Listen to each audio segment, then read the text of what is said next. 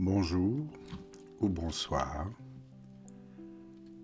Aujourd'hui, la méditation va nous parler à nouveau de l'illumination, l'ouverture de conscience de votre être intérieur. Mais avant de commencer, pensez à vous abonner et de mettre un petit commentaire à la fin de cette vidéo. Ainsi, vous m'aidez à partager avec le plus grand nombre ces belles méditations. Et vous le savez, vous qui m'écoutez, qu'il est important de méditer de nos jours. Alors un grand merci à vous. Prenez place, installez-vous, trouvez un endroit confortable, puis détendez-vous, respirez en conscience et ressentez en vous cette belle énergie de vie.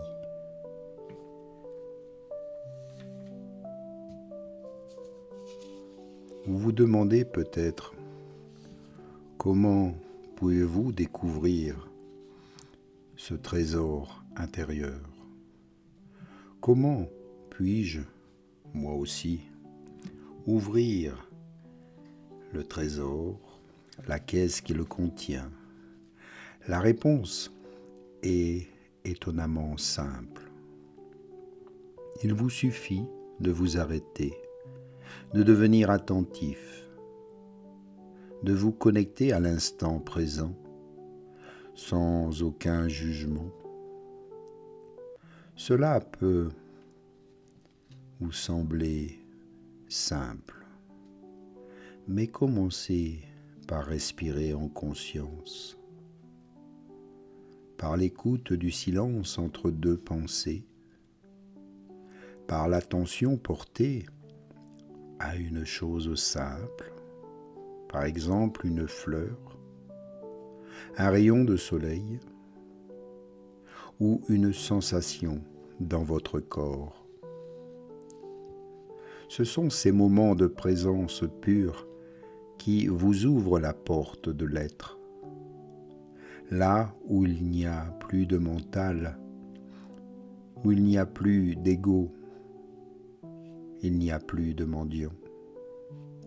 Il n'y a que la paix, la clarté, la lumière.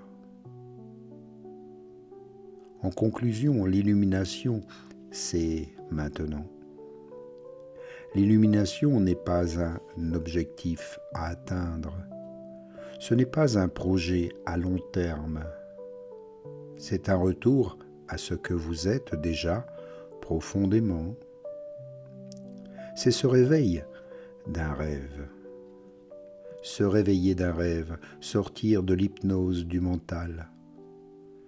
Et comme dans la parabole du mendiant, ce que vous cherchez a toujours été là. Vous étiez simplement assis dessus sans le savoir. Alors maintenant, la question est la suivante. Êtes-vous prêt et prête à ouvrir la caisse? Êtes-vous prêt à regarder en vous? Car le trésor de la paix, de la joie, de la liberté et de l'amour véritable n'attend que cela. L'être véritable, la conscience est notre véritable nature. Et si la réponse à vos questions les plus profondes était déjà là, en vous, depuis toujours, et si ce que vous recherchez à travers vos ambitions, vos réussites, vos relations, ou même vos quêtes spirituelles n'avaient jamais été en fait perdues, mais simplement oubliées. Et si le trésor le plus précieux ne se trouvait pas quelque part dans le futur, mais dans un espace silencieux, immobile, vibrant de vie au cœur même de votre être. C'est cette vérité qu'appelle votre être authentique. Quand on parle de l'être, il ne s'agit pas d'un concept abstrait, réservé à quelques sages ou philosophes. Ce n'est pas une idée compliquée, ni une notion inaccessible. L'être, l'âme, c'est la vie éternelle, celle qui est sans commencement et sans fin, celle qui existe au-delà du temps et au-delà de toutes les formes.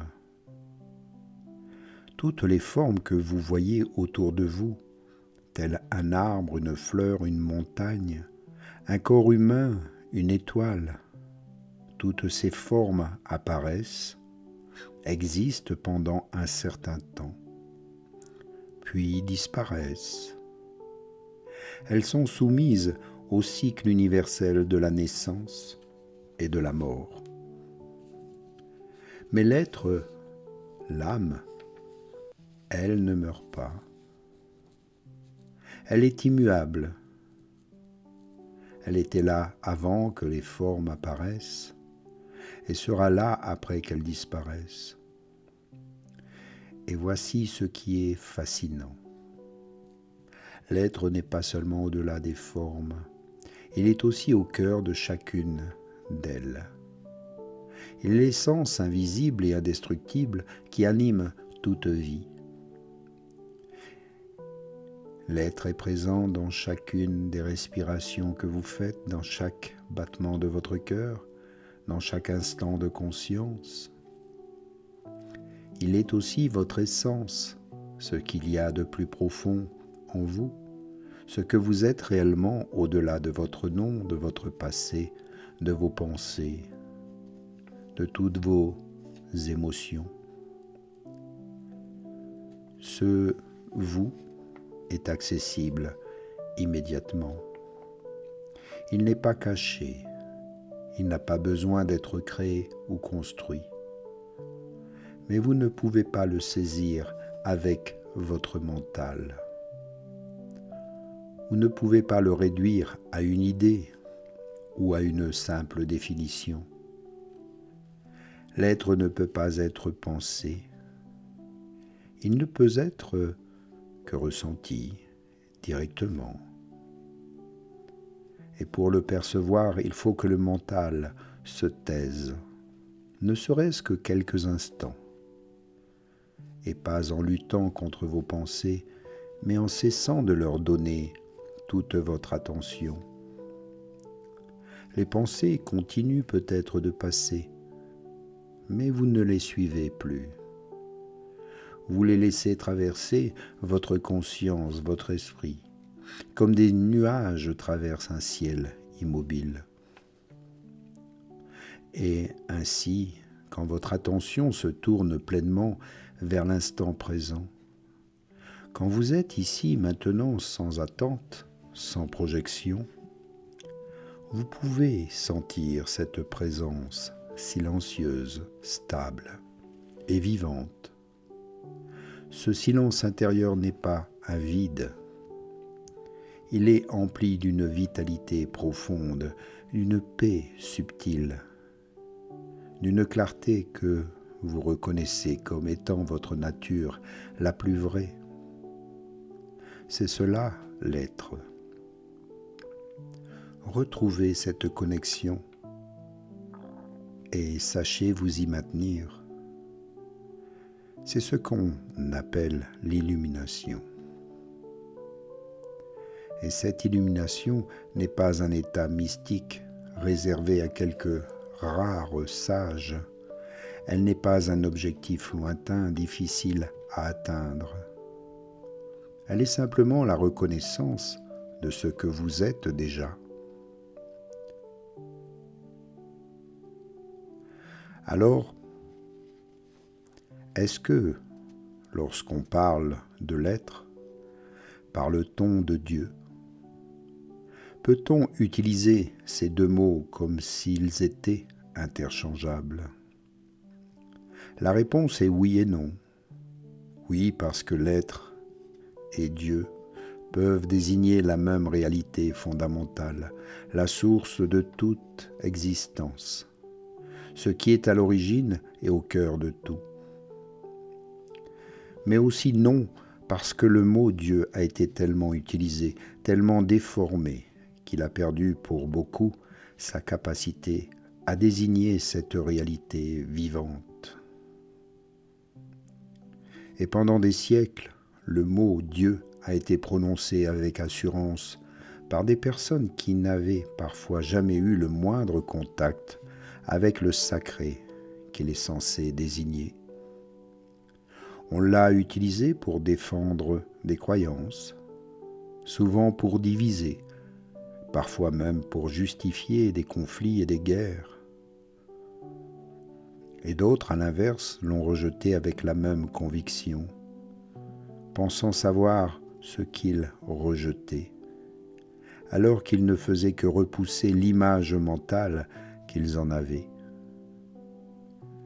Cet usage abusif a mené à des affirmations absurdes. Certains disent « Mon Dieu est le seul vrai Dieu, le vôtre est faux ». Ou encore des déclarations célèbres comme celle de Nietzsche, qui disait « Dieu est mort ». Mais ce Dieu dont parle Nietzsche, ce n'est pas la réalité infinie et vivante. C'est seulement l'image figée que les hommes s'en sont fabriqués.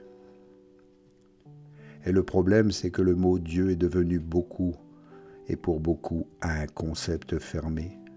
Dès qu'on le prononce, il évoque une image mentale, peut-être celle d'un vieil homme à la barbe blanche dans le ciel, ou celle d'un être lointain séparé de nous.